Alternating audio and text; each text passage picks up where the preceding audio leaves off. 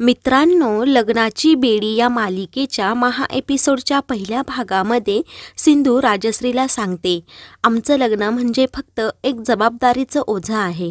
यांनी माझ्या आप्पांना वचन दिलं होतं, त्यांनी ते पूर्ण केलं.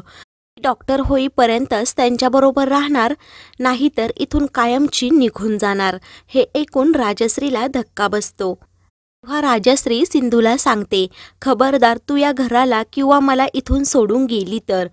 मी माझ्या मुलाला चांगलंच ओळखून आहे. तो त्याच्या मनातील काहीच गोष्ट तुला सांगणार नाही. तू त्याला समजून घेऊन तू त्याच्याबरोबर राहा. तेव्हा सिंधू काहीच सांगत नाही. तर राजश्री बोलते, मला माहीत आहे आज सर्व घरातील लोकांच्या बोलण्यामुळे तुला खूप त्रास झाला असेल, परंतु तू घाबरू नकोस. या घरची सून आणि राघवची बायको म्हणून तुला सर्व हक्क दिले जातील आणि मी नेहमी तुझ्या पाठीशी उभी राहील. तुला डॉक्टर व्हायचं आहे ना, तू डॉक्टर हो, मी तुला नेहमी सपोर्ट करील. तू हे घर सोडून जाण्याचा विचारही तू करायचा नाही. असं म्हणून राजश्री सिंधूला आराम करायला सांगते आणि तेथून जाते. तेव्हा सिंधू एकटीच बोलते, मी इथे राहावी अशी तुमची इच्छा आहे आई, मी इथे कधीही राहू शकत नाही. इकडे राघव मधूला सांगत असतो की मी सिंधूची काळजी करणं ते फक्त एक जबाबदारीचं ओझं आहे. त्या पलीकडे आमच्या दोघांमध्ये काही एक नाही. प्लीज तू विश्वास ठेव, अशी विनंती तो मधूला करत असतो. तेव्हा मधू सांगते, मला विश्वास ठेवायचा आहे, परंतु तो बसत नाही, मी तरी काय करू. त्यावेळी राघव पुन्हा मधूला समजावतो, सिंधू फार काळ या घरात राहणार नाही, त्यामुळे जेवढे दिवस ती या घरात आहे तेवढे दिवस तिला अजिबात त्रास होता कामा नये, एवढीच माझी इच्छा आहे. तेव्हा मधू सांगते, मला तुमच्यामध्ये पडायचं नाही, ही तुमची पर्सनल गोष्ट आहे. राघव तिला ठणकावून सांगतो, आमच्यामध्ये पर्सनल असं काही एक नाही आणि सिंधूला पण या गोष्टीची जाणीव आहे. तिलाही हे लग्न मान्य नव्हतं, परंतु परिस्थितीमुळे आम्हाला हे लग्न करावं लागलं आणि तिने मला सांगितलं आहे की ती डॉक्टर झाल्यावर माझ्या आयुष्यातून आणि या घरातून कायमची निघून जाणार. तेव्हा मधू बोलते, ती निघून जाणार या विचाराने तुझा चेहरा आत्ताच किती पडलाय, तर पुढे तुझी काय अवस्था होईल. राघव बोलतो, तुला म्हणायचं तरी काय आहे ते जरा स्पष्ट बोल. मधू बोलते, तू फक्त तिची जबाबदारी घेतली, मग ती तुझ्या आयुष्यातून कायमची जाणार या विचाराने तुझा चेहरा एवढा का पडला होता. मला वाटत नाही हे लग्न एक जबाबदारी म्हणून तुम्ही दोघांनी केलं आहे. राघव सांगतो, आमच्यामध्ये डील झालं होतं म्हणूनच आम्ही हे लग्न केलं, या पलीकडे आमच्या दोघांमध्ये काही एक नाही. तर मधू बोलते, मग तू हे घरच्यांना का नाही सांगितलं. राघव सांगतो, मी जर हे सांगितलं तर त्यांना माझ्यावर कधीही विश्वास बसणार नाही आणि एक गोष्टीचा तू विचार केला आहे का, मी सर्व सत्य आईला सांगितलं तर आईला किती वाईट वाटेल. तेव्हा सिंधू ह्या दोघांचे सर्व बोलणे ऐकत असते. मधू बोलते, ते सर्व ठीक आहे, तुमचं लग्न म्हणजे एक तडजोड आहे, मग मी तुझी कोण लागते. तेव्हा राघव तिला सांगतो, तू माझी एक चांगली मैत्रीण आहे. राघवचे हे बोलणे ऐकून मधूला जरा वाईटच वाटतं. तेव्हा राघव बोलतो, मला माहीत आहे जेव्हा तुला माझी गरज होती तेव्हा मी येऊ शकलो नाही, तुला रायाबरोबर लग्न करावं लागलं, परंतु तू एक गोष्ट लक्षात ठेव, माझा भाऊ कधीही हरणार नाही, तो नक्की पुन्हा येईल. तर मधू बोलते, एक माणूस म्हणून राया कधी घरी येतील याची पण मी वाट पाहत आहे, तू या व्यतिरिक्त रायाबद्दल माझ्या मनात कोणतीही फिलिंग्स नाही. ऐकून मात्र राघवला धक्का बसतो. तर सिंधू विचारात पडते. तेव्हा राघव तो विषय टाळून मधूला बोलतो, मला तुला एक महत्त्वाचं सांगायचं आहे, कारण मला तुझ्या मदतीची गरज आहे. तेव्हा मधू बोलते, एवढं सर्व होऊ नये अजूनही तू माझ्याकडून अपेक्षा का ठेवतो. असं म्हणून ती राघवच्या प्रेमापोटी काय मदत पाहिजे असं त्याला विचारते. तेव्हा राघव बोलतो, आयुष्यात आपल्याला एका व्यक्तीची गरज असते जी आपल्याला चांगलं गाईड करू शकते. ज्या आयुष्यात सावंत सरच एकटे होते, आता ते या जगात राहिले नाही, तसंच सिंधूसाठीही कोणीच राहिलं नाही. तेव्हा तू तिची मदत करावी, तू तिची मेंटर व्हावी, असं तो मधूला सांगतो. तेव्हा राघव बोलतो, कारण मला फक्त तुझ्यावर विश्वास आहे. तेव्हा मधू बोलते, तूच बोलला होता ना की सिंधू खूप हुशार आहे, तिने महाराष्ट्रात टॉप पण केलं होतं, मग तिला कोणाच्या गायडन्सची काय गरज आहे. तेव्हा राघव सांगतो, ती या शहरात आणि या घरामध्ये नवीन आहे, तिला या घरातले नियम माहीत नाही म्हणून तू तिची मदत कर. तर इकडे सिंधू मनात विचार करते, मला लवकरात लवकर डॉक्टर व्हावं लागेल आणि या घरातून निघावं लागेल. तेव्हा मधू बोलते, अजून काही बोलायचं असेल तर बोल आणि तुझं बोलून झालं असेल तर मी जाऊ का, असं म्हणून ती तेथून रागात जाते. तर सिंधूला खूप वाईट वाटतं. तेवढ्यातच राघव तेथे येतो आणि सिंधूला विचारतो, तू इथे काय करतेस. तेव्हा ती सांगते, मला खोलीमध्ये खूप कसं तरी होत होतं म्हणून मी इथे आले. तेव्हा राघव बोलतो, मी समजू शकतो. मी माझ्या घरच्यांच्या वतीने तुझी माफी मागतो. कारण माझ्या घरचे मगाशी तुला नको ते बोलले. मी तुझ्या वतीने जेवढं पाहिजे तेवढं बोलू शकलो नाही. मला माफ कर, कारण माझ्या मनात थोडं गिल्ट होतं. परंतु इथून पुढे तुला कोणी काहीही बोलणार नाही याची खात्री मी देतो. आणि जर कोणी बोललंस तर तू त्यांना व्यवस्थित उत्तरं दे, असं राघव सिंधूला सांगतो. तू दुसऱ्यांना मान दे, पण अगोदर स्वतःचा स्वाभिमान सांभाळ, असं तो सिंधूला सांगतो.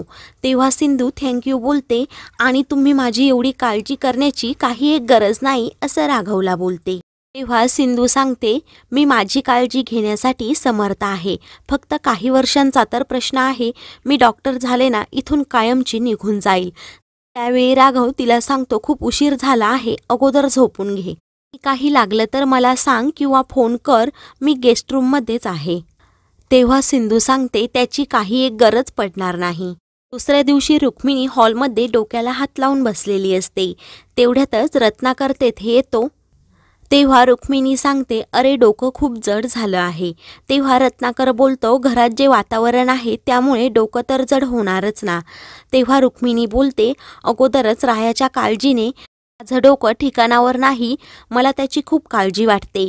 त्यात राघव हा कोणत्याही मुलीशी लग्न करून आला. तेव्हा रत्नाकर सांगतो, राघवच्या ह्या अशा वागण्यामुळे मला ही मान खाली घालावी लागत आहे. परंतु तू स्वतःला त्रास करून घेऊ नकोस. तू स्वतःला त्रास करून घेतला तर मग घरचा कारभार तरी कोण सांभाळणार. तेव्हा रुक्मिणी जोरात ओरडते, तुझी बायको आहे ना, तिची जीभ आजकाल खूप चुरूचुरू चालायला लागली आहे. कोण कुठली ती मुलगी कोणत्या गावातून आली आणि आपला राघव तिच्याबरोबर लग्न करून आला. आपला राघव IPS अधिकारी आहे. त्याला एक उच्चभ्रू घरातली मुलगी कुठेही भेटली असती. परंतु तो असा का विचित्र वागतोय हे मला समजतच नाही. तेवढ्यात राघव तेथे येतो आणि त्यांना बोलतो, मला तुमच्या दोघांचीही माफी मागायची आहे.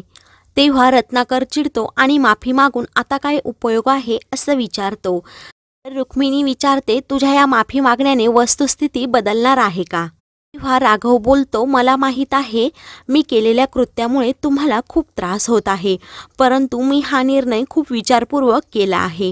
तेव्हा रत्नाकर पुन्हा चिडतो आणि बोलतो, एकीकडे चुकी करायची आणि दुसरीकडे चुकीचं समर्थन पण करायचं, म्हणजे नक्की काय आहे ते तरी आम्हाला सांग. तेव्हा राघव सांगतो, मी केलेल्या चुकीमुळे मी तुमची माफी मागत आहे, परंतु मी घेतलेला निर्णय चूक आहे असं मला वाटत नाही. मी सिंधूशी लग्न करण्याचा निर्णय खूप विचारपूर्वक केला आहे. तेव्हा रुक्मिणी बोलते, तू काय विचार केला आहेस, त्या मुलीचा तरी तू विचार केला का, की तिच्या वडिलांना दिलेलं वचन हे तू पाळलं आहेस ते खरं आहे, पण आमचा तू विचार काही एक केला नाही. तेव्हा राघव स्पष्टपणे सांगतो, तुमची मान खाली जाईल असं मी काही एक केलं नाही आणि तुम्हीच लहानपणापासून माझ्यावर चांगले संस्कार केले की आपण नेहमी सत्याच्या मार्गाने चालावं. त्या मार्गाने चालताना खूप काही अडथळे व संकटे येतात, परंतु आपण आपला मार्ग सोडायचा नाही. तेव्हा रुक्मिणी बोलते, म्हणजे तू करतो ते सर्व योग्य आणि आम्ही बोलतो ते सर्व अयोग्य असंच तुला वाटतंय का. तेव्हा राघव सांगतो, तुम्ही माझं म्हणणं एकदा ऐकून घ्या, म्हणजे तुम्हाला माझा मुद्दा पटेल. तर रत्नाकर बोलतो, तू आता काहीही सांगितलं तरी तुझा मुद्दा आम्हाला पटणार नाही. राघव रत्नाकरला सांगतो, इथून पुढे तुम्ही कोणाचाही अपमान करायचा नाही असं म्हणून तो रागातच तेथून जातो. रुक्मिणी बोलते, या घरातील मुलांना कोणाची तरी नजर लागली आहे, कारण मुलांना एकही बायको धड भेटली नाही.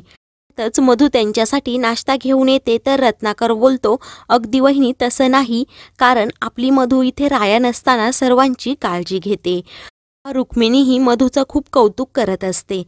पुढ्यातच राजश्री तेथे येते आणि सांगते, आता आपल्या राघवचं लग्न झालं आहे, सर्व विधीप्रमाणेच व्हायला हवं. आपण सिंधू आणि त्याची सत्यनारायणाची पूजा पण घालू. रुक्मिणी तिच्यावर ओरडते आणि तू घरचा कारभार सांभाळणार का असं विचारते. तेव्हा राजश्री सांगते दोघांच्या लग्नाचे विधी सर्व नियमाप्रमाणेच होणार. तर मधू राजश्रीला बोलते हे तुम्ही मामी काय बोलत आहात, तुम्हाला तुमचं तरी समजतं का.